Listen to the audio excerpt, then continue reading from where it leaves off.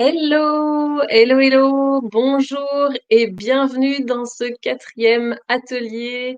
Je vous souhaite vraiment la bienvenue aujourd'hui. J'espère que vous allez bien, que vous vous sentez dans un bon et beau dimanche dans votre vie. Et j'espère aussi que vous avez passé de très bons moments avec moi jusqu'à maintenant. Et on est donc dans ce quatrième atelier où on va aller regarder comment et quoi mettre au monde de ce grand projet dont on parle depuis le début. Qu'est-ce qu'on porte au fond des tripes? Comment ça peut voir le jour? C'est une vraie naissance. Donc, hello, faites-moi un petit coucou quand vous arrivez, que je vois que vous êtes bien là. Bonjour Rachel. Hello. Sylvie, Sylvie Marie peut-être? Je vois pas ton prénom. Alors attends, je vais changer d'espace pour aller voir directement vos messages. Donc quand vous êtes sur le groupe Rise Up and Shine, eh bien c'est plus simple pour moi de voir ce que vous écrivez. Bonjour Hervé, bonjour Sylvie, bonjour Christine. Bonjour Christine, et voilà. Et ben voilà, bienvenue! Alors, comment vous vous sentez aujourd'hui? Aujourd'hui, on va parler d'un truc vraiment super important, super intéressant, qui est la mise au monde de son grand projet de vie, de son projet de cœur, et peut-être même pour ceux et celles à qui ça parle, de son projet d'âme. Ce pourquoi on s'est peut-être incarné et qu'on sent qu'on doit accomplir depuis tant de temps, même si on a essayé de l'oublier, même si on a essayé de le mettre de côté, et cetera. Donc c'est ça qu'on va aller visiter et je pense que vous n'avez pas reçu le mail d'hier soir, de ce matin pardon, que j'avais préparé avec tous les bonjour Valérie, avec tous les replays, et cetera, parce que j'ai fait une mauvaise manipulation et a priori, il est resté dans mon ordinateur. Donc je vous le renverrai ce soir avec la mise à jour de ce replay-ci et voilà, ça fait partie de la vie et des petits aléas. Alors, en quelques mots et secondes, je pense que maintenant vous me connaissez, ceux qui sont là, donc je vais juste me présenter. Je m'appelle Sandrine Duquesne, je suis coach, coach de vie en fait, le plus général qu'on puisse dire. Ce qui me passionne, c'est ce pourquoi on est venu sur Terre et qu'est-ce qu'on va faire du temps qui nous est imparti et comment on va aller reconnecter en fait notre mémoire de ce projet, de ce beau projet d'incarnation. Et ça, vraiment, ça me passionne. Alors, à qui je m'adresse plus particulièrement? Eh bien, je m'adresse à tous les porteurs de projets, à ceux qui ont un grand désir de réalisation de soi et aussi de réalisation concrète, quelque chose qu'on puisse voir dans notre société. Ça peut être une entreprise, ça peut être un tour du monde, comme je dis souvent, ça peut être un changement de vie, ça peut être aussi, en tout cas, tout ce qui est sortir de son cocon pour déployer ses ailes. Et on peut être à différentes étapes de cette migration de la chenille au papillon. Et ce qui me plaît énormément, c'est ce processus de transformation qui vient d'une part, nous demander de régler un certain nombre de limitations intérieures, de croyances, hein, parce qu'elles ne sont pas des réalités, ce sont des croyances qu'on garde en mémoire pour se protéger d'un potentiel danger qui n'arriverait plus, puisqu'aujourd'hui on a grandi, qu'on est en pleine possession de nos moyens, et c'est quand même assez rare d'avoir notre vie en jeu aujourd'hui. Alors après, ça dépend, vous êtes peut-être cascadeur ou je ne sais pas, mais voilà, mais en général, en tout cas, notre vie n'est pas en jeu. Et voilà, c'est d'aller s'occuper de cette première partie et aussi de nettoyer tout ce qui pourrait obstruer la lumière qu'on porte à l'intérieur de nous, ce pourquoi on est venu sur Terre, notre spécificité, notre unicité, ce que j'appelle notre excellence, notre don d'excellence unique et de voir comment on peut faire briller ça et le mettre au service, eh bien, de sa propre vie, du monde et des autres, bien entendu. Alors évidemment, ça peut très bien s'adresser à tous ceux qui ont envie aussi de contribuer sur cette planète au mieux-être collectif, enfin, tous les coachs, les thérapeutes, les accompagnants du mieux-être, en fait, et qui vont travailler avec l'humain. Et à partir du moment où on travaille avec l'humain, et qu'on n'est pas seulement derrière sa planche à dessin ou qui est un très très beau projet, mais qui se passe donc entre nous et nous-mêmes et ensuite avec le public. Mais quand on travaille particulièrement avec l'humain, pour moi, il y a vraiment la nécessité et l'obligation et la responsabilité à prendre d'avoir un outil, c'est-à-dire soi, qui est le plus propre possible et qui est le mieux, aligné possible à une posture éthique, juste et qui peut aider l'autre réellement sans intervenir, de manière arbitraire dans son cheminement. Moi qui ai fait des années d'astrologie, je suis clairement convaincue que chacun a son chemin de vie et que personne sur cette planète ne détient de vérité générale, mais chacun détient sa propre vérité.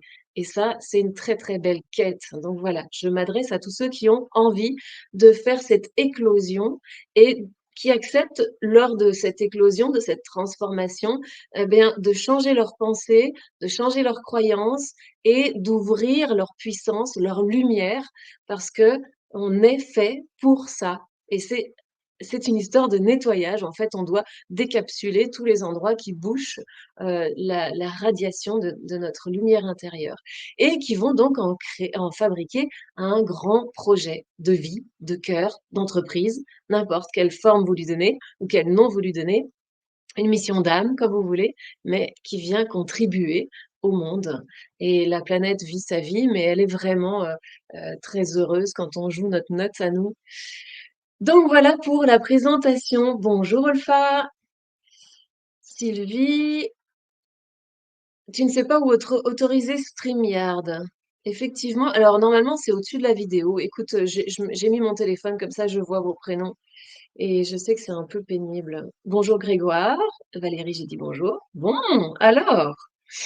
Comment vous vous sentez par rapport à est-ce que vous avez peut-être pas, fini de regarder, hein, je sais que ce sont des longs lives que je fais. Comment vous vous sentez par rapport à tout ce qu'on a déjà vu, par rapport au fait de trouver votre voie, par rapport au fait d'assumer votre excellence, par rapport au fait de, donner de la latitude à vos dons, à vos capacités, à vos atouts, à vos qualités? Comment vous vous sentez avec ça? Dites-moi un petit peu que je puisse vous lire et puis peut-être bonjour Céline, peut-être m'adapter aussi à ce que vous êtes en train de vivre. C'est un truc de fou. Dès que j'entre en live, j'ai le nez qui me gratte. Non, mais c'est incroyable. Et alors, du coup, j'ai l'impression d'être tout le temps en train de me gratter, de me moucher. Je suis désolée. Mais je dois avoir un truc inconscient qui se joue là. Je n'ai pas encore trouvé. OK, alors, le temps que vous écriviez, peut-être vous pouvez me dire aussi avec quels mots vous arrivez ce soir. Est-ce que comment vous vous sentez? On vient de passer le week-end. Comment ça va? Le premier live, j'avais dit aussi, est-ce que vous êtes prêt à faire un pas d'audace? Est-ce que vous l'avez réalisé, ce pas d'audace? Quelque chose où vous sentez que: «Ah, je le ferai pas et puis allez, je le fais quand même». Est-ce que vous avez fait ce pas d'audace? Ça peut être une toute petite chose, c'est-à-dire quelque chose qu'on n'ose pas dire et puis finalement on le dit: «Est-ce que s'il te plaît, tu peux ranger tes chaussettes?» alors qu'on n'aurait jamais dit ça. Eh bien ça, c'est un pas d'audace, d'affirmation de soi. Ça a l'air de rien, mais ça peut engager énormément de négociations intérieures pour, celles et ceux qui auraient peur de déclencher quelque chose de grave en s'affirmant, par exemple. Par exemple. Hervé, tu es heureux. Magnifique. C'est chouette.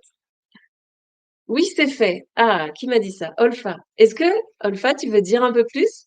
Parce que qu'est-ce que tu as, qu'est-ce que tu as créé avec ce pas d'audace? Qu'est-ce que tu as fait? J'adore ça, lire ça. J'ai fait mon pas d'audace, bien sûr. Hervé, parfait. Eh bien, racontez-nous. Allez, inspirez ceux qui l'ont pas encore fait. Ce serait génial. Bon, alors, moi, j'ai envie de vous parler de cette mise au monde de ce grand projet. Alors, pour faire ça, j'ai prévu un petit cheminement qui va passer par 3-4 étapes. Et la première chose que je voudrais mettre en perspective, c'est le temps de vie. Parce que si je veux aller chercher avec vous vraiment une intensité de grands projets, vous savez, pas un projet où on s'est dit ça c'est faisable, ça semble possible, je, avec un peu de chance, je pourrais y arriver. Moi, je vous parle pas de ce projet-là. Je vous parle d'un projet que je voudrais encore plus grand, qui puise au fond de vos tripes, au fond de votre humanité, au fond de tout ce qui est encodé dans vos cellules, mais qui vient même d'ailleurs, de toutes vos vies, si ça existe. Qu'est-ce que vous êtes venu chercher à, expérimenter de vous-même sur cette terre et comment vous allez, créer un processus pour pouvoir le faire, c'est-à-dire un grand projet. Et pour ça, je voudrais vous mettre en perspective la mort. Quand on va repartir, quand on va mourir, vous voyez? Ça donne de l'intensité. On ne sait pas, hein, pour certains d'entre nous, c'est peut-être demain, pour d'autres, c'est dans 3 semaines, pour d'autres, c'est dans 10 ans, peut-être d'autres, c'est dans 50 ans ou dans 80 ans, s'il y a quelqu'un de la vingtaine qui m'écoute. Mais la perspective du temps, imparti et du temps qui va de toute façon se terminer. Il y a quelqu'un, ce matin que je lisais sur Facebook, une petite blague qui disait, «Arrêtons de nous prendre au sérieux, de toute façon, il y aura aucun survivant». Je Moi, j'ai peux avoir l'humour un peu noir, même si je m'habille en rose et du coup, j'avais trouvé ça rigolo. Il y aura aucun survivant. Et ben, n'empêche, c'est vrai! Vous imaginez quand vous regardez un film et puis on vous dit: «De toute façon, dans ce film, il y a aucun survivant». Je ne sais pas comment on se sentirait devant un film comme ça. Ça vous dit quoi quand je vous dis ça? En tout cas, là, c'est une réalité. Aucun de nous ne survivra après X temps. Donc, ça donne un peu de piment et d'intensité à qu'est-ce qu'on fait pendant qu'on est là? Est-ce que vous êtes d'accord avec la perspective que je vous donne? Bonjour Christophe qui regarde. Olfa, tu dis que étant une personne hypersensible et timide, je me change je me change à une HP. Alors attends, je j'arrive pas bien à lire. Je sais que je dois changer mes lunettes. Non, je crois qu'il y a doit y avoir une coquille dans ton message, j'arrive pas à le comprendre. Et Hervé, il a pas dit son pas d'adresse. Bon, alors voilà. Donc la perspective de mourir. Quand on sera au seuil du grand départ et qu'on va pouvoir regarder derrière. Parce que finalement, allez, une parenthèse, on cherche toujours ce qui serait bon de faire, ce qui serait bien de faire. Est-ce que c'est bon pour moi? Est-ce que c'est juste? Est-ce que c'est la bonne décision? Mon Dieu, le temps que ça m'a pris à arrêter, et encore, hein, je peux encore travailler là-dessus, à arrêter de penser, est-ce que c'est la bonne décision? La bonne décision, comme si on n'avait qu'une. C'est vraiment, j'ai même eu la sensation à un moment que c'était l'emprise familiale ou en tout cas de l'idéal familial de ne pas se tromper. Donc il faut une bonne solution et quand il y en a qu'une et ben vous avez beau la chercher, en vrai comme il y a pas de vérité, on peut remettre toutes les décisions en perspective de ça peut être bien, mais ça peut être bien, mais ça peut vous voyez? Donc il y a pas de bonne décision et donc on passe notre temps à chercher la bonne décision et est-ce que ça existe? Ben, moi, je crois pas. Il se pourrait bien qu'on soit là pour expérimenter des choses et c'est une autorisation que qui serait vraiment, libératrice de se donner. Donc, le seul moment où on va savoir vraiment si on a pris les bonnes décisions, c'est quand on sera sur notre lit de mort, au dernier moment et qu'on va pouvoir regarder derrière et qu'on va pouvoir dire: «Ça, c'était une bonne idée Sandrine. Ça, c'était moins une bonne idée. Ça a engendré ci et ça, bah, tu l'as jamais fait et ça, c'était pas une bonne idée», par exemple. Heureusement, cela, tu ne l'as pas fait, donc c'était une bonne idée et cetera. Vous me suivez? Et donc moi, je voudrais savoir si, quand on va se retourner sur notre vie et on peut déjà le faire, hein, imaginons qu'on meurt tout de suite là maintenant, on peut déjà regarder derrière et regarder comment on s'est, débrouillé jusqu'à maintenant et de se demander: pourquoi est-ce que j'ai de la gratitude? Pour quelle partie j'ai de la gratitude? Pour ce que j'ai fait, pas fait, bien fait, mal fait? Pour quelle chose j'ai de la gratitude sur ce que j'ai accompli? Et la deuxième question, c'est, sur quoi j'ai des regrets? Et pour illustrer ça, je voudrais vous partager un tout petit moment de vie qui a été très intense pour moi. C'était il y a quelques années, je dirais 4 ans peut-être, parce qu'avec le confinement, j'ai tendance à plus savoir trop où on en est, mais on va dire 4 ans et je j'étais avec des amis qui, tiraient, qui avaient un on était au bord de la mer, ils avaient un bateau et ils tiraient une banane, vous savez, sur lesquelles on se met à plusieurs J'étais pas trop fan d'y aller, mais bon, ma fille adorait ça: «Allez, on vient, viens, viens, viens, maman, machin». Je monte sur cette banane et je suis dans une partie de ma vie où tout va bien. J'ai des clients, mon entreprise fonctionne, j'ai 2 entreprises qui fonctionnent en même temps et je me disais en entrant en vacances: «Ça va être des vacances magiques. Tout va bien dans ma vie, l'argent ça va, les clients ça va, la reconnaissance ça va». Je me sentais vraiment bien et je me suis dit: «OK, ça y est, j'ai trouvé ma voie, ça roule, ça va rouler, toujours pareil». Et immédiatement, comme tout ego et comme tout mental, j'essayais de solidifier ce que j'ai. Ce qui est à l'encontre du mouvement de la vie, qui est tout le temps mouvement. Et donc moi, ben, comme tout je crois qu'on fait tous ça, hein, dès qu'on a atteint un palier, on essaye de le verrouiller, de le solidifier. Et ça ne fonctionne pas comme ça, parce que la vie a plusieurs grandes règles. Vous irez écouter François Lemay là-dessus, il est génial. C'est: la vie est changement et on ne peut rien y faire. La vie change. Quoi qu'on veuille faire, comme dit ma mère, vous pouvez danser sur votre tête, ça changera rien.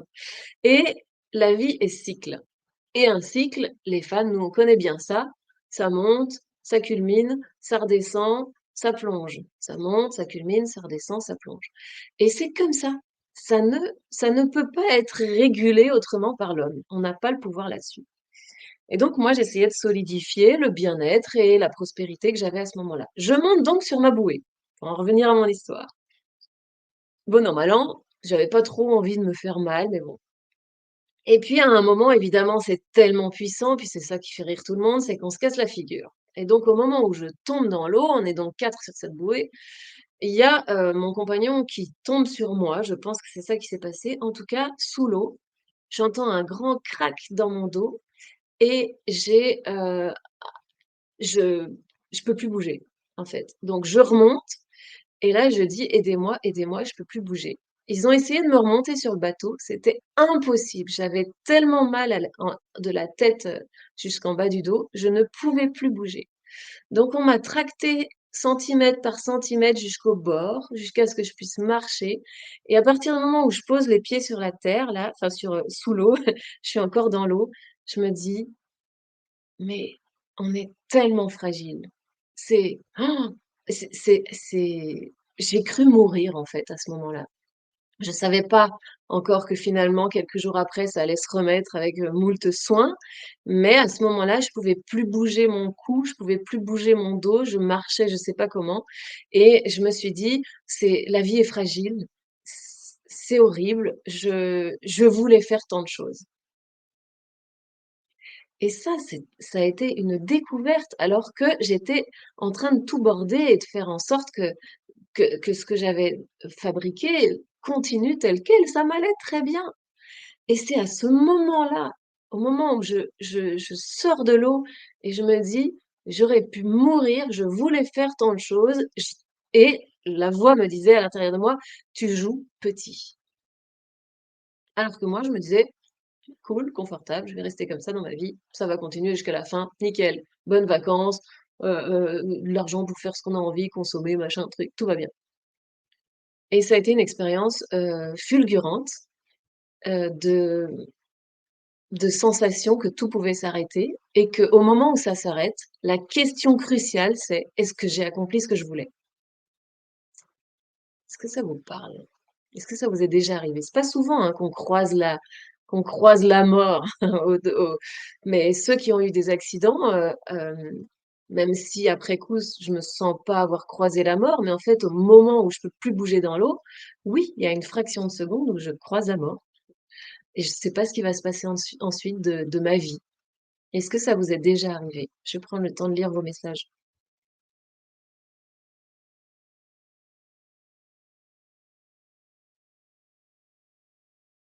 Oui, HP, j'avais bien compris.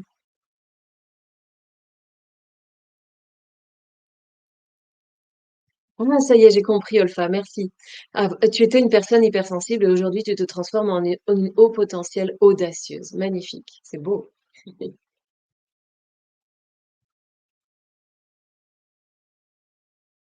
Ça met beaucoup de perspective de penser qu'au final, je n'ai peut-être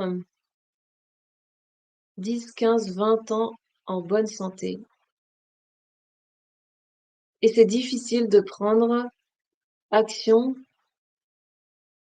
sur ces prises de conscience. Alors c'est pareil, je comprends pas toujours bien. Est-ce que c'est moi qui lis pas bien?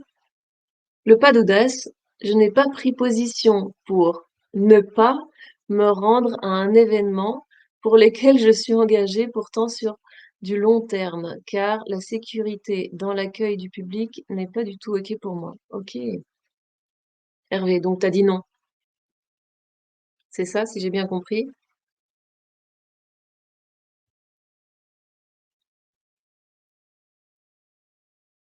Oui, qui a déjà croisé la mort? Sylvie.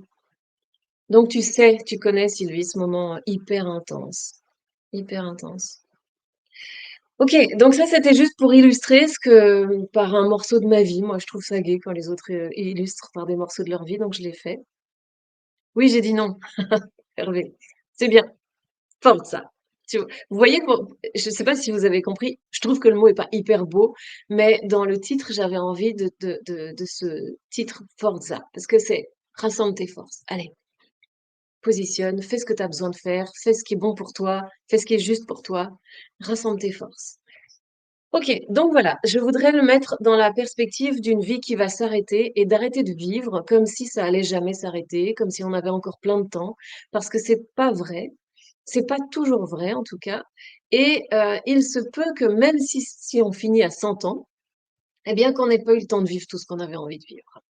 Et parce que simplement, on aurait trop retardé le moment où on va faire ce qui est vraiment important, ce qui nous met vraiment droit dans nos bottes, en cohérence avec nous-mêmes, en cohérence avec nos aspirations profondes, répondre à cet appel intense qui est à l'intérieur de nous, de créer quelque chose. Alors moi, je l'ai mis sous forme de grands projets, mais peu importe d'être, heu aligné avec soi-même. La cohérence et l'intégrité sont des mots qui sont très forts pour moi et voilà, je trouve que la perspective de se rappeler que on va pas rester sur la terre tout le temps et que, il y a même des moments où on va plus pouvoir construire, hein. Peut-être qu'à 90 ans, ben, on construit moins de projets de vie ou en tout cas de construire son entreprise, encore que je il y en a qui le font, il y en a qui le font, mais en tout cas, bénéficier des forces vitales qu'on a aujourd'hui pour créer et pour aller voir ce qui nous meut profondément à l'intérieur et pour le créer,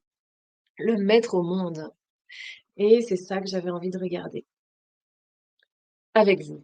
Alors, la deuxième chose, mmh, alors, bah, qu'est-ce que je pourrais vous quand même vous challenger là-dessus? Hem, allez, si la vie s'arrête dans 48 heures, qu'est-ce que toi, tu allez, 2 choses, essayez de m'écrire 2 choses. Qu'est-ce que, hem je dis «tu» pour m'adresser plus précisément, mais en tout cas, c'est vous tous. Qu'est-ce que vous serez heureux d'avoir réalisé et qu'est-ce que vous serez profondément déçu et triste, regrettant de ne pas l'avoir réalisé? Est-ce que vous pouvez imaginer, dans 48 heures, c'est terminé, donc il reste très peu de temps. Qu'est-ce qui est considéré comme réussi et ça, c'est vraiment chouette et on a de la gratitude de l'avoir fait et de l'avoir vécu. Ça peut être pas forcément fait, hein, c'est vécu. Et puis, qu'est-ce qui va tout de suite monter comme: «Oh, j'aurais vraiment voulu faire ça». Et je vais embrayer finalement sur une autre partie, c'est, j'ai travaillé avec un médecin qui s'appelle Vanden Bogart à Bruxelles et c'est avec lui que je me suis formée, pour la deuxième fois en psychogénéalogie, parce que c'est son dada, puis qu'il le fait vraiment bien et il disait qu'il avait accompagné énormément de personnes en difficulté, de maladie qui engage, la vie en fait, par exemple un cancer qui engage vraiment la survie et il avait eu d'énormes résultats en travaillant sur l'envie la plus énorme, la plus forte qu'on a à l'intérieur de nous et il faisait plonger les personnes dans: «Qu'est-ce que c'est ton envie?» la trouve-moi une envie qui te fait mais vibrer. Et il prenait l'exemple d'une femme qui était en plein dans sa maladie et qui disait: «Moi, mon désir le plus profond en ce moment, c'est d'aller, en tout cas je voudrais pas mourir sans avoir fait ça, c'est d'aller sur le bord de la Seine à Paris», donc ils sont à Bruxelles, hein, Paris, «et d'aller boire un café».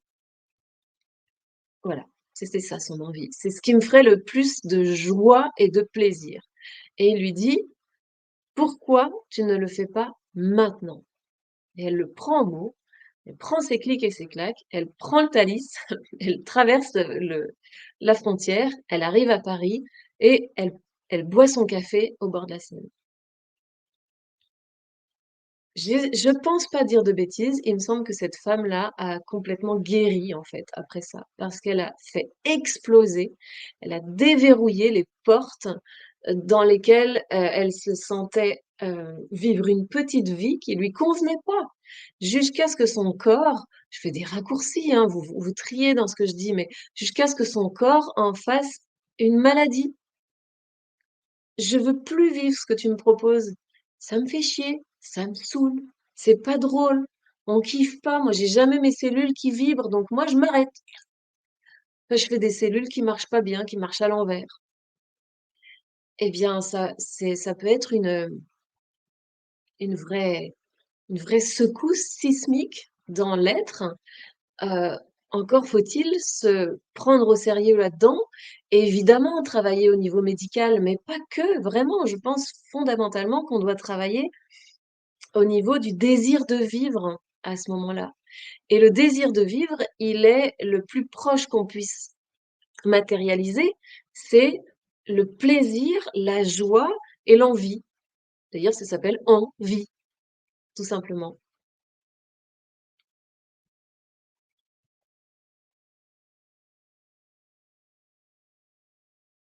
Alors, mon regret serait de ne pas avoir su m'entourer d'amis. Eh bien, tu vois, Sylvie, c'est un des 5 regrets de, alors j'ai retrouvé son nom, attendez, je l'ai noté. Bronnie Ware, celle qui écrit les 5 plus grands regrets, des personnes en fin de vie. Eh bien, si vous voulez, je vous l'ai dit. C'est sur une autre feuille. Donc le premier, celui qui est le plus largement répandu, c'est: «J'aurais dû vivre la vie comme j'en avais envie et non pas comme on m'a dit de la vivre». Il y en a un autre qui dit: «J'aurais dû travailler moins et profiter de ma famille». Le troisième, c'est: «Je n'ai pas assez dit aux gens que je les aime». Le quatrième, c'est: «J'aurais dû profiter de plus de temps avec mes amis». Donc là, si tu as besoin de t'entourer d'amis et que ta vie n'est pas finie, eh bien, il y a des chances que tu aies plus que 48 heures. En tout cas, je te le souhaite et donc il faut y aller, s'entourer d'amis. Où est-ce qu'on trouve des amis? Où est-ce qu'on trouve des amis de qualité? Comment tu peux mettre ça en route? Parce que ça a l'air d'être un grand désir, puisque c'est un regret, tu trouves ton désir, tu vois? Et le dernier, c'est: «J'aurais dû me donner le droit au bonheur». Donc ça veut dire s'autoriser à avoir quelque chose de bon et peut-être même, allez, le meilleur. Pas, ce qui se fait ou ce qui dérange pas ou ce qui gêne pas. Non, vraiment le meilleur. OK, bah, oui, oui, c'est tout à fait dans le sens de ce que je disais, Sylvie. Donc c'est si vous trouvez les regrets que vous avez, vous trouvez les envies que vous n'honorez pas. Et donc pour finir l'histoire, de cette personne. Ensuite, elle a, complètement transformé au niveau cellulaire la réjouissance qu'elle a eue de prendre son audace, de faire quelque chose qui était interdit par son propre système, hein, parce que rien n'interdit de, tout lâcher, monter dans un train et aller boire un café au bord de la Seine. En fait, on fait de mal à personne, hein. Donc elle a tout lâché. Tout était là en plan. Elle a dit à son mari: «Je pars, occupe-toi des enfants». Et en fait, ça s'est fait, il l'a fait, il y a pas de problème avec ça. C'est peut-être pas fait dans l'ordre qu'on voudrait, mais elle, ce qu'elle avait besoin, c'était de rassembler ses forces pour honorer son envie et paf, elle l'a fait. Prochain train, monte dedans, elle arrive au bord de la Seine, elle boit son café et ça n'est pas le fait d'aller boire un café au bord de la Seine qui guérit quelque chose, c'est le fait, en tout cas qui Oui, c'est quand même une guérison de l'imitation. Je veux pas parler de guérison, médicale, c'est pas mon domaine, mais de guérison, intérieure, de limitation, de diminution de soi. C'est le fait de dire: «C'est now, tout de suite, je n'attends plus une seconde pour faire ce que j'ai envie de faire» et je suis persuadée que si vous restez que quelques instants à vivre et qu'en même temps, dans votre famille, on ne disait jamais «je t'aime», il y a des chances que s'il restait 3 minutes, vous iriez tout de suite le dire. C'est-à-dire que la perspective de la fin vient donner, l'élan de: «C'est non négociable, j'y vais, je le fais, c'est tout». Ça vous parle ça? Dites-moi. Le regret de ne pas m'être assuré le confort et la sécurité matérielle auxquels j'aspire. OK, donc ça veut dire que chez toi, Hervé, ça vient,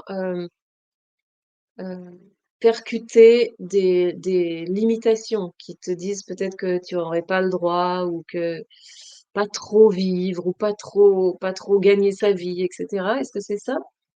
Emmanuel, regret de ne pas m'être autorisé de tenter de vivre mes rêves. OK. Donc là, il faut bien définir les rêves pour qu'ils ne deviennent plus des rêves, c'est-à-dire un truc un peu flou. Vous savez, les rêves, ils ont ça de particulier qu'ils se font du côté droit du cerveau et quand on essaye de les expliquer, de les dire et donc ou de les écrire, eh bien, il faut utiliser des mots.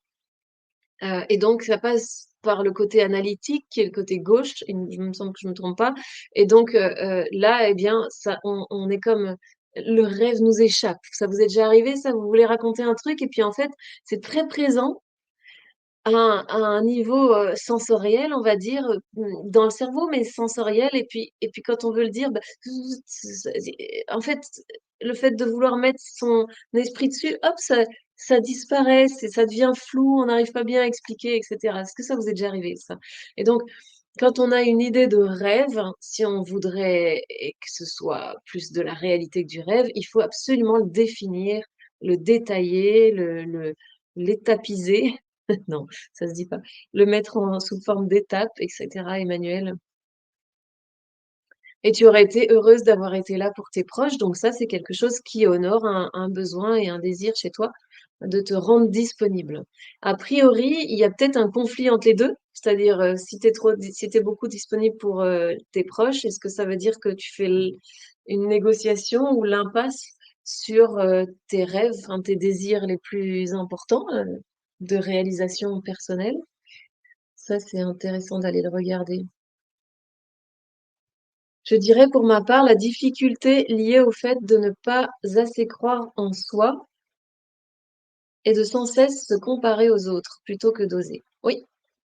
Alors, tu vas être intéressée, Christine. Je vais vous faire un petit topo sur les 4 personnalités du mental, là, tout à l'heure.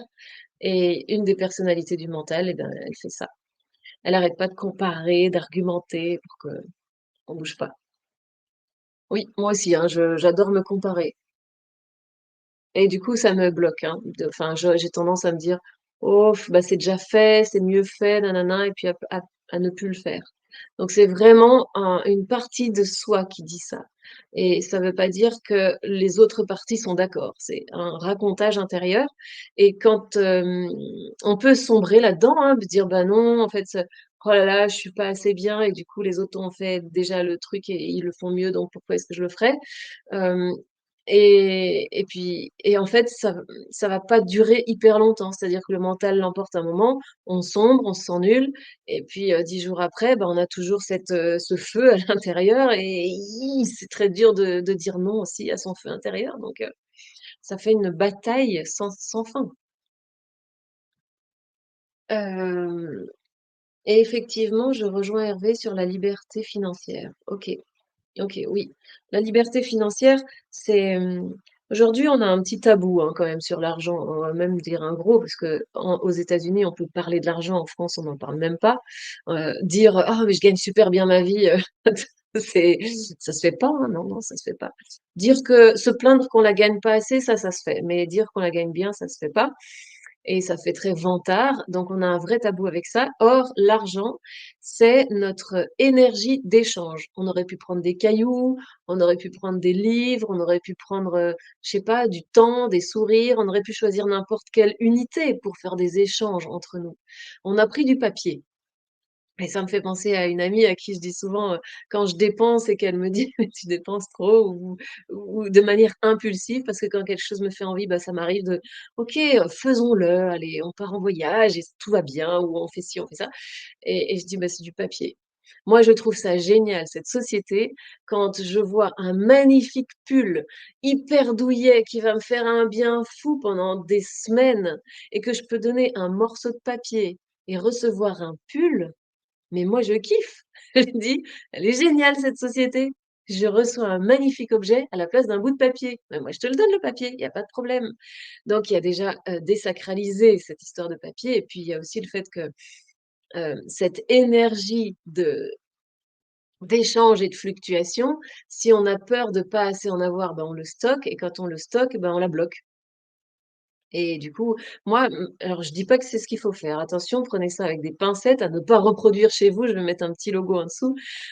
Ma façon à moi de provoquer l'abondance quand, par exemple, il y a des manques dans ma vie, eh bien, c'est de dépenser. Et je le fais depuis que j'ai mon argent, depuis que j'ai 18 ans. C'est comme ça, c'est-à-dire qu'à partir du moment où j'ai plus d'argent, je vais dépenser tout ce qui me reste et peut-être même plus, à me faire plaisir mais c'est à un point, de répercussion pour moi, ça marche pour moi, je mets vraiment attention de faire votre propre recette. Moi, ça marche, à un point, par exemple, où je vais partir en vacances avec de l'argent que j'ai tout juste ou que je devrais mieux garder pour, quelque chose de plus raisonnable et mon conjoint qui dit: «Mais non, tu peux pas faire ça».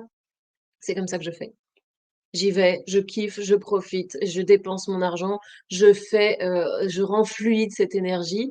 Eh bien, en rentrant de vacances, ça m'est arrivé plusieurs fois, un chèque de X choses. Vous savez, comme à la bonne paye et il faut, erreur de la banque en votre faveur et je vois bien que c'est pas du tout dans les conceptions de mon compagnon, mais avec moi, ça marche. C'est comme ça que je provoque cette énergie pour qu'elle reste fluide. Parce que dès que je la bloque, je focalise sur le fait que je manque ou que j'ai peur et donc de toute façon, je génère cette énergie puisque je manque et j'ai peur et je suis en train de penser à ça.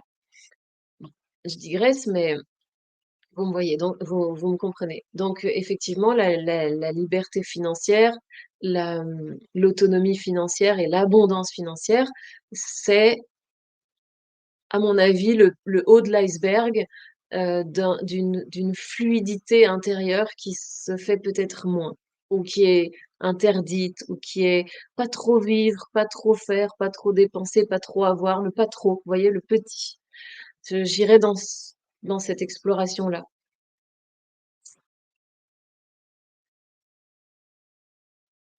OK, assez croire en soi, OK, OK, ça j'ai lu. La croyance ancienne que gagner beaucoup d'argent, vivre sans compter, ce n'est pas bien, pas raisonnable. Oui, moi vraiment, on a eu un tabou avec ça. On a un tabou avec ça. Emmanuel, oui, c'est ça. J'ai un regret, heu, du manque de confiance en soi durant mon enfance et là, j'enseigne à mes étudiants comment vivre en pleine confiance et avec beaucoup d'amour. Voilà. Tu vois, Ulfa, il y a, pour moi, le terreau dans lequel on est et on grandit a vraiment du sens sur ce qu'on est venu chercher en tant qu'être. Et ce qu'on est venu chercher en tant qu'être, on le conscientise et on le fabrique à l'état adulte, pas à l'état enfant. C'est comme si en tant qu'enfant, on est plutôt en train d'imprimer, tout ce qu'il faut pour ne pas oublier de faire le job qu'on est venu faire. Donc si toi tu parles de manque de confiance en soi, eh bien, il y a des chances que si tu es venu construire la confiance, comment on fait pour gagner confiance en soi? Le process, si tu es venu inventer ça, expérimenter ça à l'intérieur de toi, puis peut-être l'inventer, dans un processus d'accompagnement, peut-être, d'en faire une méthode, j'en sais rien, j'invente, eh bien, d'avoir une enfance où tu manques de confiance pour X, Y et Z raisons, eh bien, ça prend tout son sens. Rajoute, la confiance en tant qu'enfant, il y a des chances que tu ne sois plus du tout là où tu es aujourd'hui à faire ce que tu fais pour les autres et pour le monde. Parce que tu l'as d'abord alchimisé chez toi puisque ça te manquait. Ça devient donc une expertise. Est-ce que ça te parle, ça? Et Emmanuel, tu dis: «Je rejoins Hervé, question d'éducation dans mon cas». Ouais. Bah oui, bah oui. Bah, on est né de ce côté de la planète, hein, c'est comme ça. Mais ça veut dire aussi que nous tous, qui avons vécu ce genre de choses et qui vivons dans une ambiance, de société et de morale et cetera, qui a un tabou sur le sexe, la mort et l'argent, au moins ces 3 là, eh bien, ça veut dire qu'on est venu travailler sur, l'acceptation et la réintégration de toutes les parties de l'être humain. L'autorisation à une sexualité épanouie et qui fait du bien, alors qu'on nous a vendus plutôt pécheurs en arrivant, sur terre, hein, puisque, bah, on arrive, grâce, justement au fait que n 2 êtres ont fait l'amour. Donc déjà, c'est raté. Donc, au niveau de la sexualité, il y a quelque chose à réhabiliter.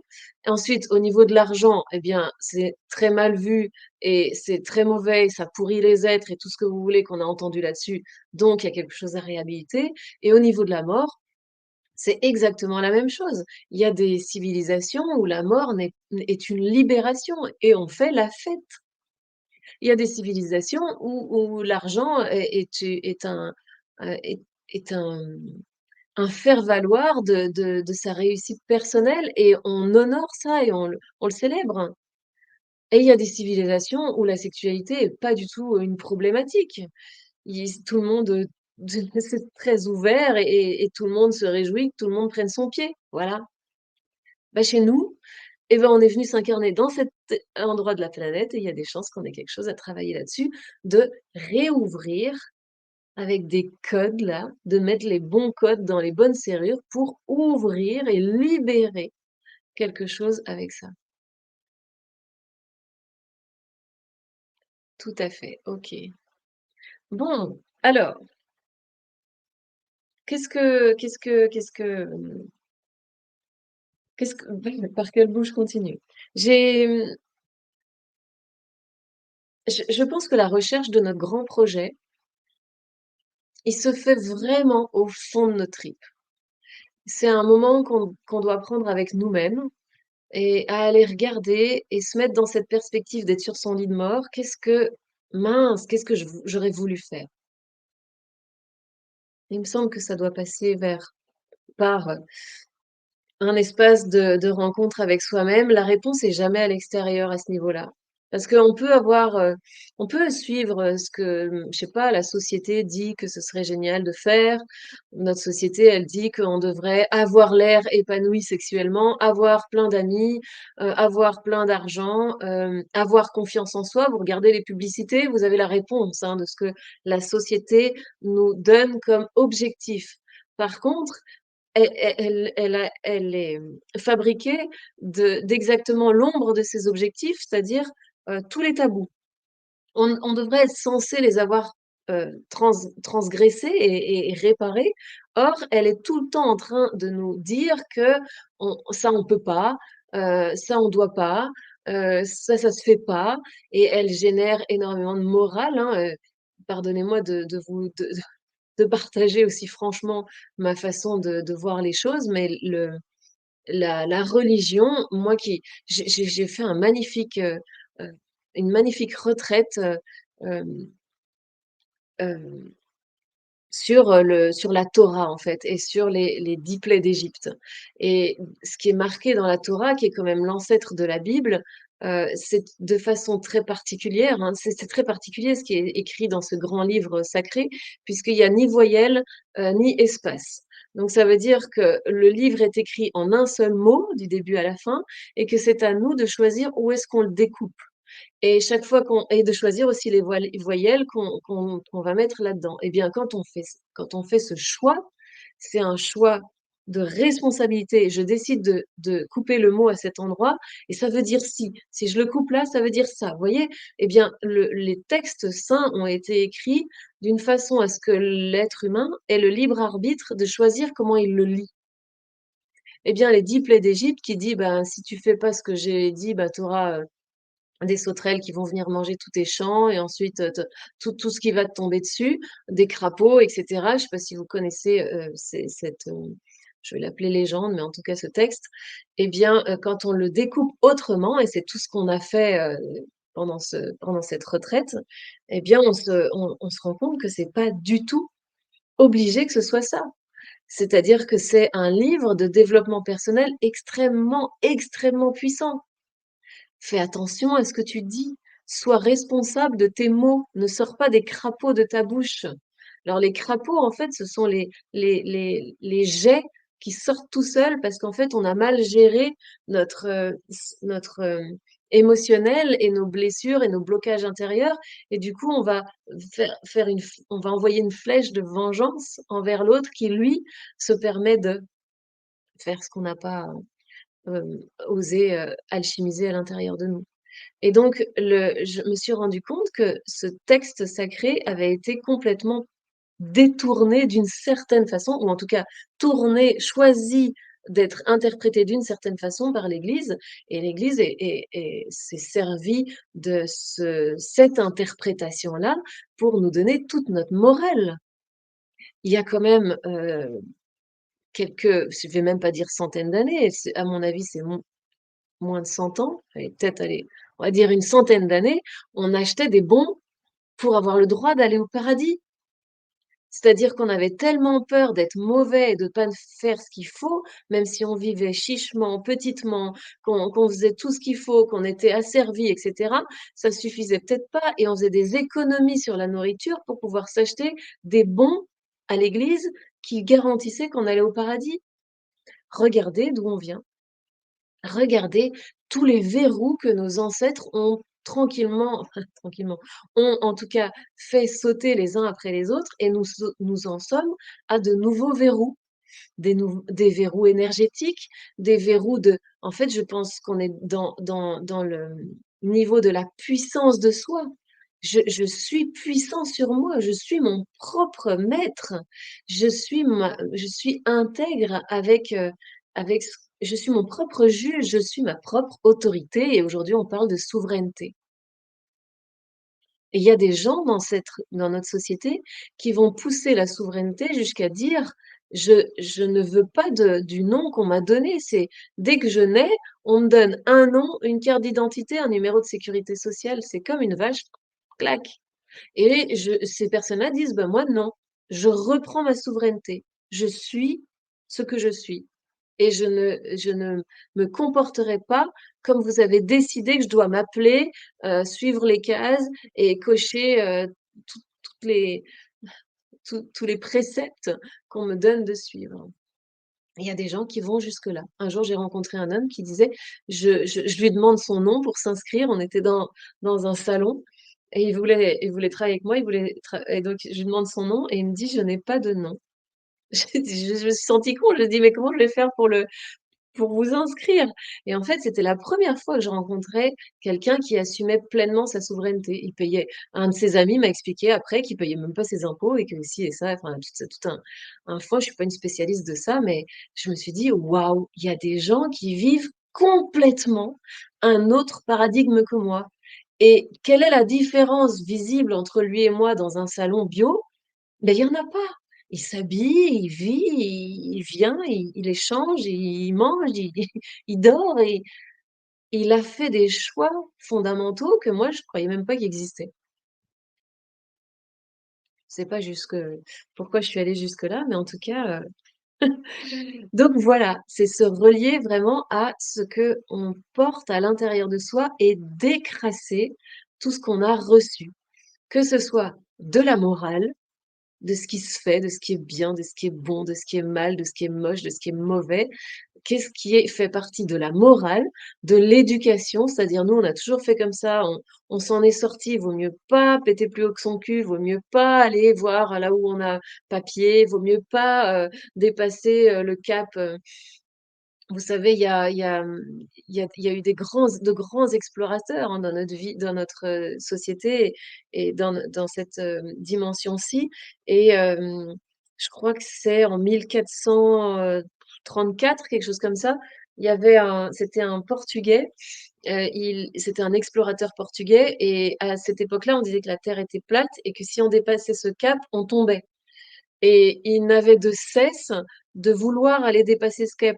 Alors il embauchait des matelots et des navigateurs et puis, ben, quand ils arrivaient à là-bas, ils avaient tellement peur que ça faisait des rébellions pas possibles. Ils devaient débarquer les gens, ils devaient revenir et cetera et quand ils revenaient, je crois que c'est le roi Henri à ce moment-là qui était roi d'Espagne. C'était un visionnaire cet homme. Il disait: «Je rassemble d'autres, plus d'argent et tu repars, tu repars» et ils ont amélioré leur bateau jusqu'à ce qu'ils passent ce cap et il disait que si on ne passait, on revenait jamais et en fait, ils sont passés, puis ils sont revenus, puis c'est rien passé. Enfin, ils sont passés, ils sont pas morts, ils sont revenus et ce sont de véritables leaders, ce sont des explorateurs et c'est ce qu'on peut être nous aussi. Des explorateurs de l'imitation qui sont posés comme une matrice gluante autour de nous et qui sont à remettre en question. Et trouver son grand projet, se relier à son inspiration profonde, hein, il faut vraiment aller chercher là-dedans, eh bien c'est, faire exploser des limites. Et évidemment que ça va faire monter des peurs, des angoisses et cetera. Allez, je vous parle de ces 4 personnalités du mental parce que c'est lui qui va nous servir, ces angoisses c'est un protecteur, hein, à chaque fois je le dis, c'est pas une partie de nous qui est vraiment méchante, de laquelle il faudrait se débarrasser, hein. Notre mental, c'est quand même la partie qui nous permet de réfléchir, donc c'est bien de la garder, mais il faut se rendre compte quand elle se met en mode protection. Et donc je lui ai, donné 4 personnalités, un peu comme s'il était schizophrène. Alors, il y a le mental, rabat-joie, vous pouvez aller jusqu'à castrateur. Quand il est dans cette personnalité-là, il va, essayer de défaire tous les élans de vie qu'on a, qui sortiraient du cadre du connu.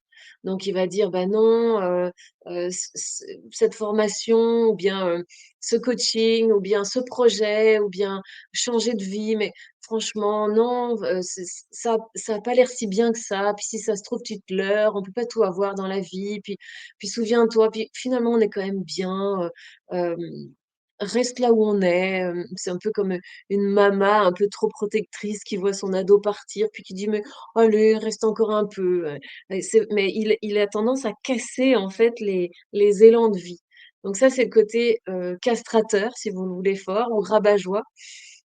Moi, ça me parle bien parce que c'est quelque chose qui a tendance à me mettre extrêmement en colère quand les autres le font, mais mon mental est capable de le faire sur moi-même aussi. C'est-à-dire, je vais me poser beaucoup de questions. Est-ce que je dois le faire? Est-ce que je dois pas le faire? Est-ce que j'y vais? Est-ce que j'y vais pas? Oh, c'est quand même un peu cher, oh, est-ce que j'en ai vraiment besoin? Je pourrais me débrouiller toute seule. Vous voyez, c'est ça que je vais me raconter quand je suis dans le mental, oui, bon, je parle de l'ego, mais c'est le mental, hein, le mental castrateur et puis il y a le mental, argumenteur. C'est le menteur pour moi. C'est-à-dire que lui, il va chercher tous les arguments qui prouvent qu'il faut pas y aller ou qui prouvent que il vaudrait mieux rester, c'est pas sûr. Alors lui, il va dire, «D'ailleurs, la dernière fois, souviens-toi, quand tu y es allé, ça s'est quand même mal passé. Puis regarde, tous les autres, ils arrivent à se satisfaire de ce qu'ils ont et ils sont pas toujours en train de chercher plus» et puis il va, raconter qu'on est bon après c'est de nouveau le rabat-joie qui dit qu'on on est toujours insatisfait et cetera. Mais donc le mental menteur, il va dire tous les arguments possibles de pour expliquer qu'il vaudrait mieux pas sortir du connu. La troisième personnalité, c'est, le mental manipulateur. Alors lui, il va, si jamais vous l'emmenez quand même au-delà de ce qu'il vous avait prévenu qu'il fallait pas faire, il va regarder. Il est comme ça et il regarde et il note. Hein, hein, tu vois, tu y arrives pas si bien que ça. Tu as vu, il y a personne qui a répondu. Il y a pas de like sur ta publication. Hein, hein, tu vu, tu les as pas eu les subsides que tu cherchais. Finalement, tu es toujours au même point qu'avant. Donc il va, aller lister dans tout ce qui se passe, qu'on est en train d'explorer quand même, il va lister pour essayer de dire: «Bah, retourne au bercail». Voilà. Et puis la dernière personnalité, c'est le mental vengeur. Alors le mental vengeur, c'est quand vous avez quand même décidé de le faire, vous êtes passé au-dessus du rabat-joie, vous avez pas écouté le fait qu'il vous donnait plein d'arguments, vous avez pas non plus pris en compte le fait qu'il vous donnait plein de preuves que ce que vous faites, ça c'est nul et il vaudrait mieux reculer. Vous êtes quand même allé au bout. Et là, il dit: «Hein, hein, tu aurais pu le faire avant, c'était quand même pas si c'était pas si difficile». Donc une fois qu'il s'est habitué au saut quantique que vous avez voulu faire et que vous avez fait, une fois qu'il s'est habitué, il va regarder derrière et il va dire: «Qu'est-ce que je suis bête de pas l'avoir fait plus tôt». Il va vous le dire. Est-ce que ça vous parle et ça vous éclaire, ces 4 parties-là? C'est un truc que j'ai téléchargé il y a quelques jours et je me suis dit: «C'est rigolo, ça va dans ce sens-là» et est-ce que ça vous parle? Dites-moi. Faites-moi un petit coucou là, que je sache si vous êtes toujours là. Je vois quand même qui regarde, mais qui interagit? Qui me donne un feedback? Est-ce que ça vous parle cette partie-là de ce mental, qui a 4 personnalités et qui nous tourne en bourrique? Sylvie, oui, ça te parle. Alors, j'avais envie de le détailler en 4 personnalités pour qu'on puisse se rendre compte un peu de qui parle à l'intérieur de nous. Ça veut pas dire qu'il faut s'arrêter, ça veut pas dire qu'on va pas s'arrêter quand même de temps en temps, mais il y a des chances qu'on reparte, hein, parce que l'élan de vie, il est quand même assez puissant. Mais sachons qu'on va embarquer avec lui et lorsqu'on est relié et connecté à son intuition, à son grand projet, et moi, c'est mon entreprise. Eh bien, je reçois des informations comme par exemple ces 4 personnalités, tout d'un coup, c'est comme un flash. Waouh! C'est hyper clair. Tiens, je vais vite le noter parce que sinon c'est fini. Parfois même le temps de chercher mon crayon, c'est fini, c'est passé. Mais donc c'est bien par mon mental que ça passe. Mon mental est extrêmement précieux. C'est quand il se met en mode protection et crispation qu'il est dans ces 4 personnalités. Mais il peut être aussi extrêmement, hem, fulgurant, avoir des idées de génie, faire des liens incroyables. Ça aussi, c'est le mental, hein. Donc notre mental ne doit pas être éradiqué. C'est sa façon, hem, protectrice qui doit être, rassurée. C'est comme un tout petit enfant qui veut quand même pas sauter de la troisième marche, parce qu'il l'a jamais fait et donc il redescend d'une marche. Donc c'est comme un tout petit enfant qu'il faudrait juste, cajoler et lui dire: «T'inquiète pas, on va y aller. Quand tu seras de l'autre côté, tu seras hyper content d'être parti». Vous savez comment on dit à un enfant que tu seras: «Je veux pas aller en classe verte», mais quand tu y seras, tu seras super content et de fait, il est super content et quand il revient, il a grandi. Il a explosé un plafond de verre et il a grandi. C'est exactement pareil pour nous, mais on peut le faire avec conscience. On n'est pas obligé de le faire comme dans notre enfance où on savait pas ce qui nous arrivait. Aujourd'hui, on peut le faire avec conscience. OK, j'embarque avec mon mental qui me raconte des tas de trucs, il me ment, il me prend dans toute la réalité, il me prend juste les arguments qui l'arrangent. C'est du mensonge, quoi. Mensonge par omission, par vous voyez? Je connais des entités, étatiques qui font ça. C'était facile. Alors oui, ça me parle, Emmanuel aussi, Sylvie aussi, parfait. Je sais qu'il y a certains messages que je vois pas et je m'en excuse, je vais les voir après. Mais c'est la magie de Facebook. OK. Donc une fois qu'on a regardé tout ce qui allait nous bloquer, j'ai envie de vous parler d'une certaine étude que j'ai fait, notamment, en étudiant la biographie personnelle de Rudolf Steiner. Hem, la méthode de biographie personnelle montre comment les cycles se déroulent, hem, organiquement dans la vie d'un être humain et qu'à peu près à au même âge, tous les êtres humains vont rencontrer telle crise de vie ou telle remise en question ou telle aspiration d'âme. Et on a 3 rendez-vous, en tout cas, je vais vous parler de 3. Il y en a d'autres plus tard encore, mais en tout cas de 3. Les 3 grands rendez-vous d'aspiration d'âme, c'est lorsque, dans le thème natal, en fait, notre chemin de vie qui se remet à sa place. C'est tous les 18 ans et quelques. Donc, ce sont des moments où on a besoin de créer, on aurait eu besoin d'être accompagné, en tout cas, et encouragé à créer un chef-d'œuvre, une œuvre de vie, on va dire ça comme ça. Et le premier, c'est à 18 ans. À 18 ans, il y a notre aspiration d'âme du moment de notre naissance qui, en tout cas astrologiquement, qui se réveille parce qu'elle revient sur sa base de naissance. Et donc, c'est comme si on avait une aspiration très forte intérieure, comme si on savait un peu mieux ce qu'on a envie de faire. Et à ce moment-là, il aurait été vraiment judicieux de créer un chef-d'œuvre. Un chef-d'œuvre, vous m'entendrez souvent parler de ça parce que c'est un nom qui est connu, mais ça prend 3 noms différents selon les âges. Un chef-d'œuvre, à 18 ans, c'est le chef-d'œuvre, c'est-à-dire un choix de réaliser quelque chose personnellement sans interférence de: «Tu devrais faire ci, ce serait une bonne idée de faire ça». C'est vraiment entre soi et soi, qu'est-ce que j'ai envie de réaliser? D'ailleurs, dans une, école Steiner, si vous connaissez ce genre de pédagogie parallèle, à 18 ans, on est en fin de cycle d'école, eh bien, on doit faire son chef-d'œuvre et c'est un peu comme les compagnons du devoir font un chef-d'œuvre et cetera. Là, dans cette école-là, c'est pas pour rien que c'est à 18 ans, parce que c'est le moment où on est le plus connecté à nos aspirations profondes et à nos aspirations d'âme et d'incarnation. Et donc le chef-d'œuvre, ça peut être, quelque chose qu'on fabrique. Il y en a qui le font à la forge, il y en a qui le font dans ces écoles avec le bois, avec, la construction, le jardinage, la danse, la peinture, une pièce de théâtre. Moi, j'ai quelqu'un de ma famille qui a fait un one man show magnifique. Il a monté ça tout seul. Ça veut pas dire qu'il y a personne qui s'occupe des éclairages, hein, c'est ça pas ça que ça veut dire. Ça veut dire que ça vient de ses tripes et c'est fabriqué par sa volonté. Le chef-d'œuvre vient, chercher, le désir de liberté, en fait. L'impulsion et la liberté chez l'être qui a 18 ans.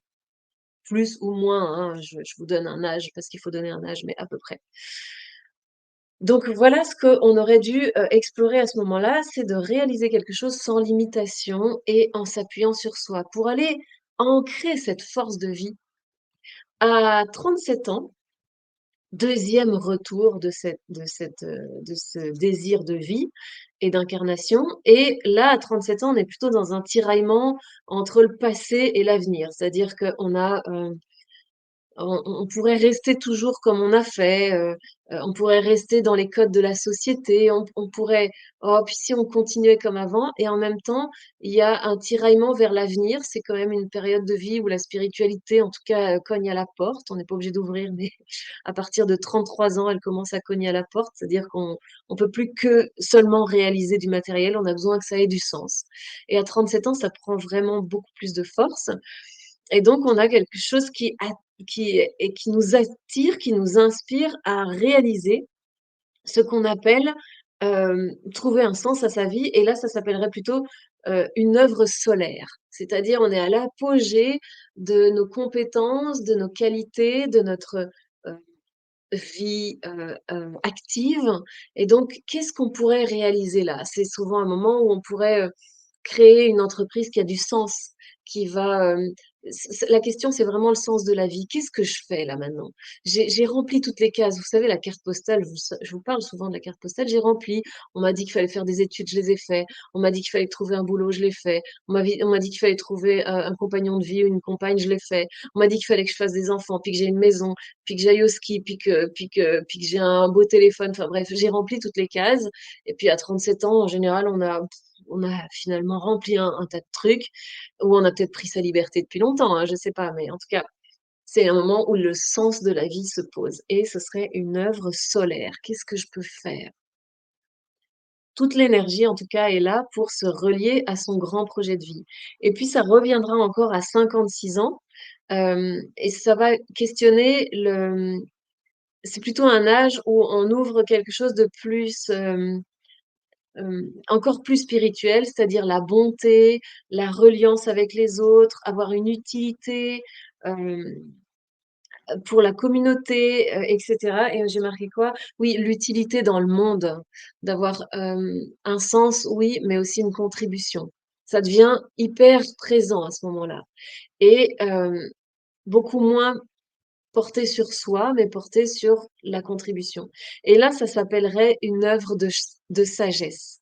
Alors je ne sais pas où vous en êtes, vous, dans ce déploiement, mais si on n'a pas pu faire un chef-d'œuvre à 18 ans et peut-être, une œuvre, solaire à 37 ans et qu'on arrive un peu plus tard eh bien, il faudra inclure tout ça consciemment. J'ai besoin de prendre ma liberté. Oui, j'ai besoin de prendre ma liberté par rapport à tout ce qu'on m'a dit qu'il fallait. Et puis ensuite, j'ai besoin, de mettre du sens à ma vie. Qu'est-ce que moi, je fous ici? Ça, c'est tout simple, hein. Qu'est-ce que je fais sur terre, moi? Et puis ensuite viendra et maintenant que j'ai pris ma liberté, que je mets du sens, qu'est-ce que je vais donner à la communauté de toute cette, magnifique personne qui a pris sa liberté et qui a pris, ses talents en charge et qui les a déployés? Et donc, si ça n'a pas été fait, ben, ça veut dire que notre, création de projet, de grands projets, d'entreprise ou bien si on a déjà l'entreprise, de la faire éclore à son niveau supérieur, devra avoir au moins ces 3 phases, conscientes. Si j'ai pas pris ma liberté, maintenant il faut que je la prenne. Comment je fais? Quel tri je fais si, j'ai pas, pris conscience de tous les talents que j'ai et de la magnificence de ce que j'ai appris sur cette planète, et bien il faut le faire et il faut le revendiquer, il faut savoir l'assumer et puis, comment moi je vais mettre tout ça au service du monde et d'un grand projet. Moi je l'appelle grand projet, mais il contient le chef-d'œuvre, l'œuvre, solaire et l'œuvre de sagesse. Est-ce que ça vous inspire ça? Moi, j'adore, travailler avec les cycles de vie. Je me suis vraiment passionnée pour ça. Les cycles de 7 ans et puis, les cycles de 21 ans et puis ces points de rencontre avec la liberté d'être et avec le sens de notre incarnation et puis aussi ces points de rencontre, hein, je vous en ai parlé, je crois que c'est au premier live, 21 ans et 28 ans, pardon, 28 ans et 41-42 sont 2 crises de vie où on doit vraiment, heu, la première, c'est vraiment décarcasser, les carcans de ce qu'on a appris, reçu et exploser la matrice de tout ça et puis vivre un peu plus librement et puis 41, c'est une forme de mise à genoux, en fait. Cette crise-là, elle nous met à genoux pour qu'on dise: «Oui» à l à ce pourquoi on est venu. Voilà. Bon, alors, 1h10 que je parle. Comment ça va pour vous? Comment vous vous sentez? Êtes-vous toujours là? La vie est cycle, printemps, été, automne, hiver. Oui.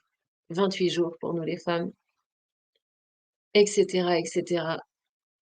Le tout grand cycle, c'est on apprend, on se connaît, on contribue et on s'en va. Ça, c'est le grand cycle. On est, on apprend, on se connaît, on apprend sur soi après, enfin voilà, on contribue et on s'en va. Alors, pour trouver ce grand projet, eh bien, il y a plusieurs choses à aller voir. Il y a 4 phases. La première phase, c'est d'aller trouver à l'intérieur de nos tripes le pourquoi. Pourquoi je veux faire ça? Pourquoi? Vous savez, je vais donner un exemple, par exemple, les différents, fabricants d'ordinateurs, entre, par exemple, Apple et je ne suis pas du tout chez Apple, hein, je fais pas de publicité, mais en tout cas, entre un produit Apple et un produit, autre, et ben, vous avez une entreprise chez Apple qui sait pourquoi elle le fait. Elle veut que ses produits et ses objets génèrent du plaisir à regarder, de la beauté. Et ils fonctionnent bien, mais elle va pas dire: «Nos ordinateurs fonctionnent bien». Elle va dire: «Vous voulez une vie qui a du style et qui est belle? Bah, nos produits sont faits pour vous». Pourquoi? Tous les autres font aussi des très bons ordinateurs, mais dans leur façon de partager leur, leur marketing, eh bien, ils ne disent pas pourquoi ils le font. Vous me suivez? Donc nous, on va cet, exemple de d'ordinateur est un peu tombé comme un cheveu sur la soupe, j'en conviens, mais nous, on doit aller regarder à l'intérieur de nous pourquoi on veut créer quelque chose pendant notre vie et pendant notre grand dans ce grand projet. Pour faire quoi? Pour, il faut que je fasse attention, à comment je dis les choses, mais non, c'est pas pour faire quoi, c'est la raison, qu'est-ce qui nous meut? Qu'est-ce qui nous donne le feu là, à cet endroit-là? C'est difficile parce qu'en français, on a tous les mêmes mots pour dire, différentes choses. Il y a le pourquoi et puis il y a le pour qui, à qui je veux vers qui je m'adresse, à qui je m'adresse, vers qui je m'en vais, avec qui je vais travailler et pour à qui je vais offrir ce que je vais fabriquer et puis il y a le quoi. Qu'est-ce que je vais, faire pour servir ces humains-là et pour servir ma grande vision, mon pourquoi. Donc le pourquoi, le pour qui et le quoi. Et la quatrième chose, c'est le comment.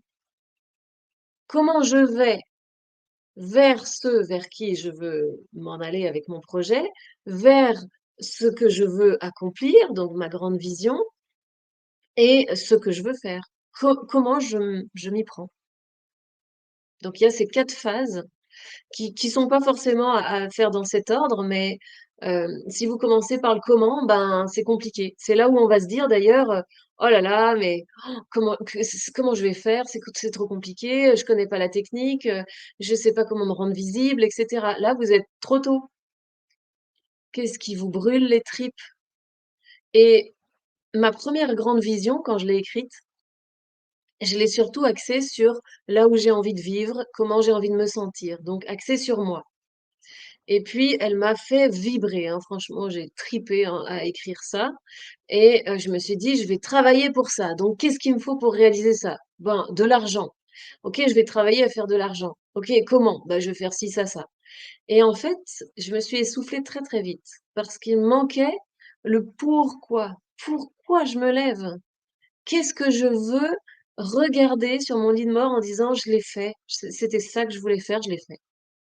Eh bien, mon pourquoi, c'est, je veux travailler avec tous mes talents, avec toute mon expertise, avec toutes mes formations, mes outils et mes dons, tout rassembler à ce que chacun, le plus grand nombre, puisse atteindre sa fibre, son alignement, sa solidité pour qu'il sorte ce diamant, hein. Et oui, ça va faire des contraintes intérieures, mais les diamants sortent de la contrainte. Comme je l'ai dit hier, les graines sortent, les fleurs sortent des graines, c'est de la contrainte, les poussins sortent des coquilles.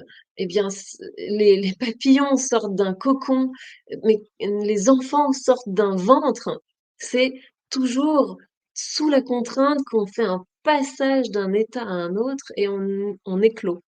Bien moi, je veux travailler à l'éclosion vers une autorité intérieure juste et bonne pour soi, afin qu'on ne soit plus un bouchon dans l'eau des réglementations moultes et variées qui naissent surtout en ce moment et qu'on puisse dire: «Ce qui est juste pour moi, c'est ça. Ce qui est bon pour moi, c'est ça et c'est inaltérable». Et tous ces êtres qui se lèvent avec cette force-là et qui en plus accomplissent quelque chose de fondamental dans la transformation des autres êtres, un grand projet, une entreprise, des entrepreneurs, des accompagnants de l'être humain et tout ça, eh bien, si je peux participer à ce levier-là, ça c'est mon pourquoi. Ça me fait triper. Je me serais retournée, je peux déjà me retourner en me disant: «J'ai accompagné X personnes». Mais ça n'est pas encore suffisant. Mon pourquoi, il demande à un impact beaucoup plus grand. Mon aspiration, c'est d'inspirer beaucoup plus grand.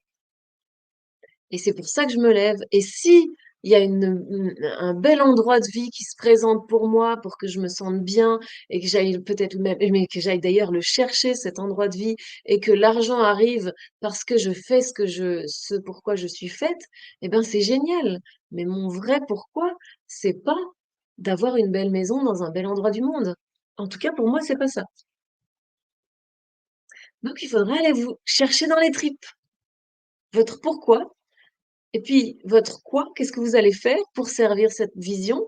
Donc, la vision, c'est le pourquoi. Le quoi, c'est le grand projet, mon entreprise, ma société, je sais pas, mon association ou mon travail dans cette association, ou bien mon bénévolat, ou bien ma façon de vivre totalement autrement, sans, je sais pas, j'invente n'importe quoi, hein, sans argent, le tour du monde, un couple qui totalement libre, on fait un couple à plusieurs, je vous invente tout et n'importe quoi. C'est-à-dire ne pas rester coincé dans ce qui vous, contraint, mais de naître à travers ça. Donc le pourquoi, c'est la grande vision, le quoi, c'est le projet, le pour qui, bah, pour moi, c'est quand même la essentiel, mais peut-être qu'il y a plus grand que pour moi, et il y a et si c'est plus grand que pour moi, ça veut dire les autres, mais quels autres? Est-ce que ce sont les hommes, les femmes, les jeunes, les vieux, ceux qui ont des entreprises, ceux qui en ont pas, ceux qui cherchent du sens à leur vie, ou bien, ceux qui veulent, sortir de la dépression, ou bien vous voyez, il y a un pour qui à chercher et puis un comment. Et le comment, c'est la dernière étape. Ne commencez pas par le comment. En tout cas, c'est mon conseil. Parce que moi, le comment, il m'a fait tellement flipper pendant des années que j'ai rien fait. Alors, ça n'engage que moi, mais je pense quand même que si on monte les murs en commençant pas par le toit, ou si on monte le gâteau en commençant pas par la cerise, bah, ça fait un plus joli gâteau d'avoir la cerise au-dessus que en dessous.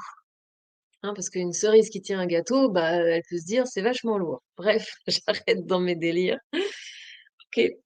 Bon, pour qui, pourquoi, quoi et comment, ça je vous l'ai raconté, et puis, bah, la dernière chose, c'est le timing. C'est la dernière chose que j'ai à vous dire aujourd'hui. Le timing, c'est que la terre tourne, la vie coule et les choses se font. Lorsqu'on a une aspiration d'âme et que, elle veut servir plus grand que soi, dans le quoi, c'est-à-dire le «qu'est-ce que je vais créer comme projet?», ça va pas être le même projet que je vais créer à 20 ans, à 40 ans, à 60 ans, à 80 ans. Bien sûr que non, ce sera pas le même projet. Donc, en fait, si on n'a pas fait notre projet de 20 ans, eh bien, à 40 ans, on va pas quand même faire notre projet de 20 ans. Il est dépassé, le timing. C'est à un moment, les choses sont dépassées. Donc, le meilleur moment, c'est maintenant, c'est pas demain. Et hier, c'est fichu, c'est fait. Les choses sont écrites. Et j'ai remarqué que j'ai plusieurs fois eu, par exemple, des idées, mais enthousiasmantes de programmes. Et puis, je me suis dit, ben non, faut d'abord que je sois formée à ça, puis il faut d'abord que j'ai réussi ça, et sorti ce programme-là pour sortir celui-là. Et vous savez ce que ça a fait? Ça a fait qu'au moment où j'étais prête, eh ben, mon programme, il avait plus de saveur. Il avait plus de saveur à l'intérieur de moi, il avait plus de sens. Sûrement parce que, le monde avait déjà évolué là-dessus, avait déjà avancé, c'est fait. Si aujourd'hui je commence à militer pour, le droit de la femme, ben, je suis pas sûre que c'est le même impact, ou le droit à l'avortement, quoique c'est revenu sur le tapis, mais bon, ça aura peut-être pas le même impact que quand, Simone Veil a milité. Parce qu'au moment, au timing dans lequel le monde était, au moment où elle fait ce qu'elle fait, ça a un sens profond. Ça a ça répond au monde. Et si elle commençait à le faire maintenant, bah, ça ferait pas le même impact, c'est tout. C'est pas du tout la même révolution, c'est pas du tout la même transformation, c'est pas ça n'a rien à voir et c'est exactement pareil pour nous. Tout ça pour vous dire, n'attendez pas, c'est maintenant. C'est pas demain, parce que demain on sait pas. Et puis demain, ça se pourrait bien que vous ayez soit changé d'idée, soit changé d'envie, soit changé de besoin. Et c'est pas grave, hein, mais le monde n'aura pas bénéficié de ce que vous portiez en gestation comme grand projet. Vous en aurez un autre. Et c'est pas grave, hein, il n'y a pas de bien et de mal dans cette histoire. C'est juste que ce qui vous brûle les tripes maintenant, c'est à faire maintenant. C'est pas à faire plus tard.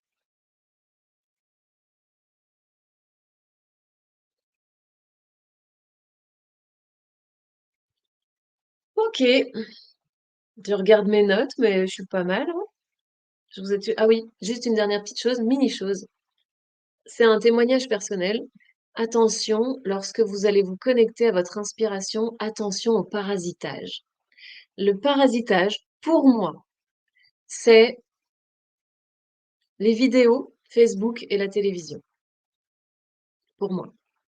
C'est-à-dire que lorsque je suis dans la contrainte de j'ai besoin d'accoucher de quelque chose, ça n'est pas forcément ça fait pas forcément du bien, ça me demande de me dépasser, je sens toutes mes limitations qui se réveillent, j'ai mes peurs qui, s'activent et cetera et puis ça me fait des contractions, en fait et ça, c'est inconfortable. Cet inconfort-là, j'ai tendance, moi, d'aller le soulager tant bien que mal en regardant, des vidéos, ce que font les autres, des films, des histoires et cetera, qui font un bien fou, hein, il y a pas de problème avec ça. Mais moi, j'ai remarqué qu'à chaque fois que je regarde, plusieurs soirs d'affilée à la télévision, je suis coupée de mon inspiration.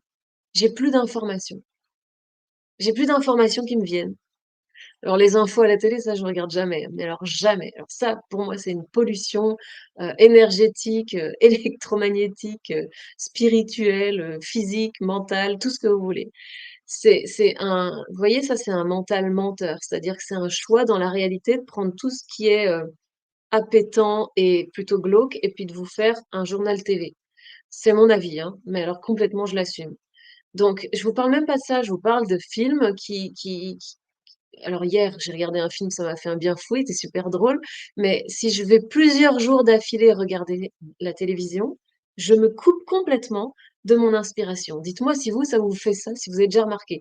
J'ai fait des essais, hein, j'ai fait des allers-retours en pleine création, de projets, de programmes, de multiples entreprises, ben, il y avait plein d'idées qui me venaient et je commençais à affiner ce que je voulais et là où je veux aller, à qui, le quoi, pourquoi, comment et tout ça et quand c'est trop difficile parce que je me sens, seule ou pas accompagnée ou que je sais plus par où aller et ben, je vais me faufiler dans les réels de Facebook ou bien, tous les soirs, à 20h30, je m'assieds, devant un film et puis finalement je gobe d'autres réalités, d'autres fictions plutôt, mais voilà, je m'occupe le cerveau pour détendre la contrainte, au lieu de faire le passage.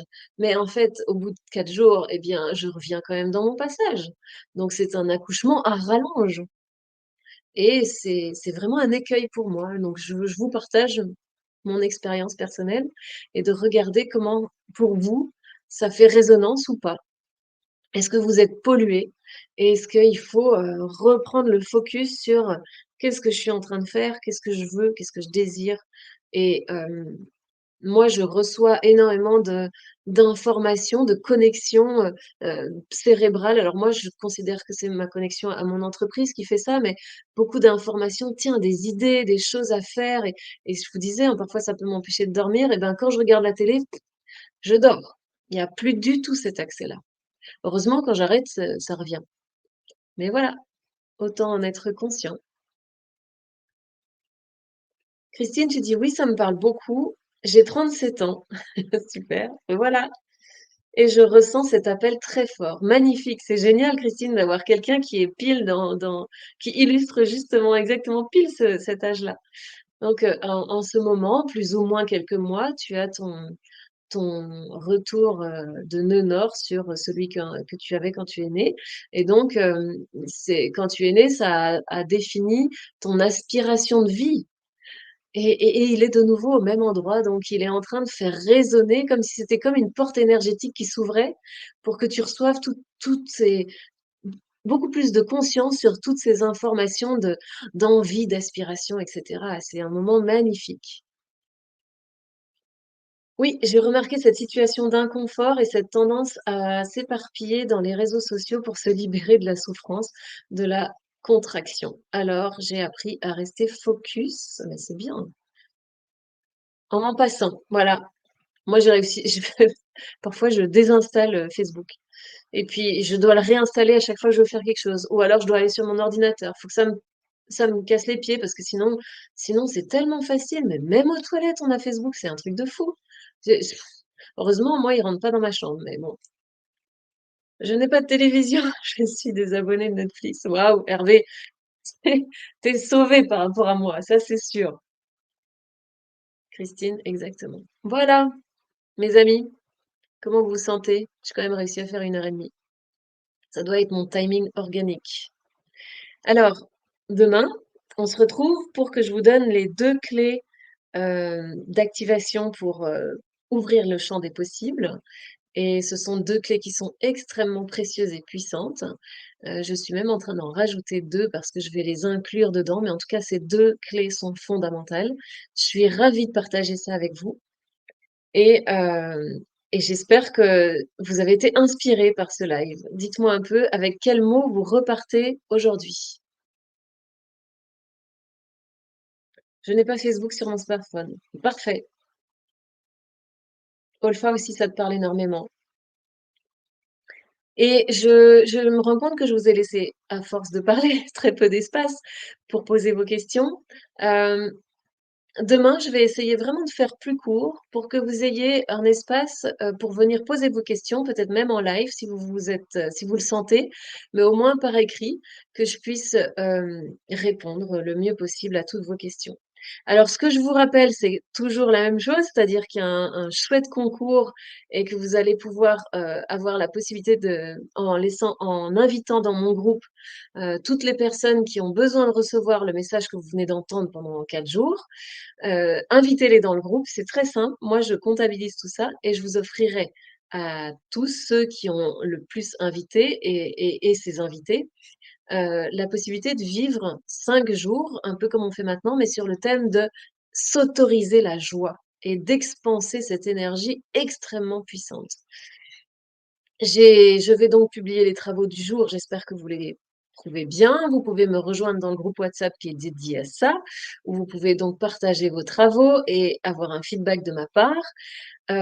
Normalement, il y a un lien d'invitation au-dessus des travaux, vous avez juste à cliquer dessus, vous êtes intégré directement dans le groupe WhatsApp et puis il y a ce, magnifique programme, si vous avez envie d'aller plus loin, qui s'appelle «Incarne ton excellence», qui s'adresse vraiment aux personnes qui ont le goût de passer de cette chenille à ce papillon, où que vous en soyez dans la réalisation de vos projets ou de votre projet ou de votre entreprise.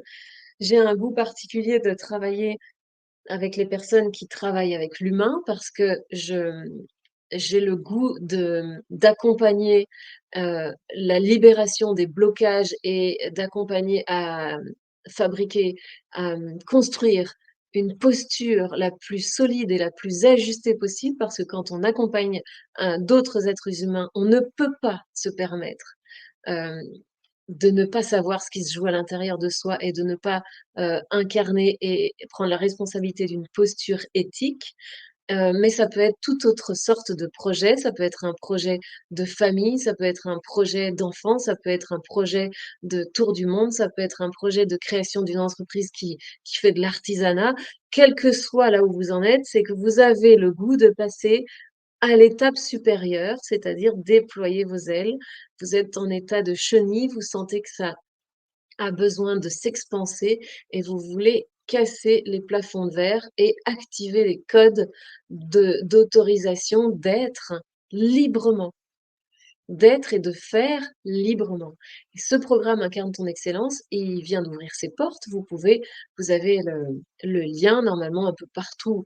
Vous pouvez le trouver ou sinon vous m'écrivez et vous aurez la possibilité de prendre un appel découverte pour, savoir si c'est quelque chose qui vous convient et pour être, admis et bienvenue dans ce programme. Voilà, alors je repars avec le mot détermination.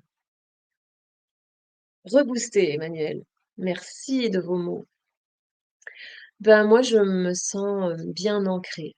J'ai fait une mise à jour ce matin, enfin, c'est aujourd'hui, dans la contrainte, hein, dans la contrainte intérieure, clairement. C'était mais je sentais qu'il y avait quelque chose dans mon pour qui n'était pas très ajusté et clairement, je travaille avec les personnes qui ont envie de créer un nouveau projet de vie et les personnes qui sont dans l'accompagnement de l'humain, c'est vraiment mes clients de cœur. Ça ne veut pas dire que si vous cherchez une solidité dans votre travail qui est tout autre, vous n'êtes pas les bienvenus, mais voilà, de plus en plus, je vais me diriger vers les entrepreneurs. Donc si vous voulez sauter dans ce programme, ben, go, hein. C'est un programme pionnier, hein, vous serez des pionniers, mais c'est souvent là où il se passe le plus de choses et c'est là où il y a le plus de mouvement et le plus de découvertes et je suis ravie de lancer ça. Je vous embrasse, je vous dis à demain, même heure, même endroit, 18 h et bon travail avec le travail personnel que je vais vous proposer. C'est jamais une obligation, hein, ce sont des pistes que vous pouvez explorer. Je vous embrasse, à demain, bonne soirée, bye bye.